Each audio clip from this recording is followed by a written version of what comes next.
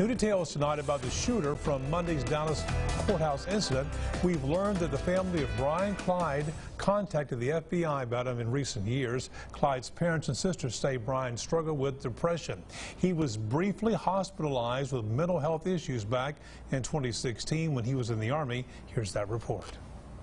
This is the picture the world has seen of Brian Isaac Clyde, but it's a face his own parents and sister don't recognize.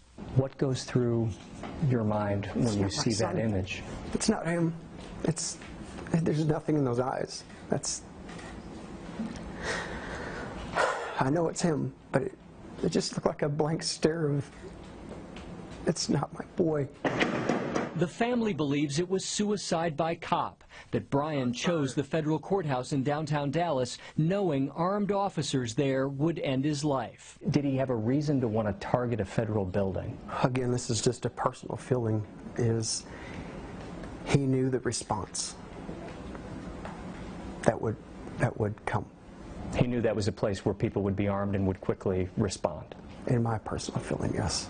They knew Brian struggled with demons and was hospitalized briefly for mental health issues in 2016 when he was in the Army. At the time, he complained commanders had singled him out, treating him unfairly. He said it was terrible. He said it was degrading as a human being, very degrading. Still, his father, a 29-year Army veteran, says Brian did not hold a grudge against the government. He never talked ill of the Army. He talked ill of how he was treated by certain individuals. In May, Brian Clyde graduated from college, then landed a new job and a new apartment.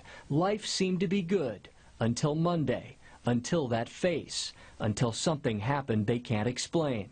But among the troubling images, Paul Clyde says one gives him comfort, a picture of first responders trying to help his son when it was all over. I find solace in that just after this, they found in their heart to try to save my boy, that he's not a monster. He had demons that he just couldn't fight anymore, and I don't think he could pull the trigger himself. And that was Scott Freeman reporting. We know this. Tonight, an Army spokesperson said this. He could not comment on Brian Clyde's treatment during his time in the military.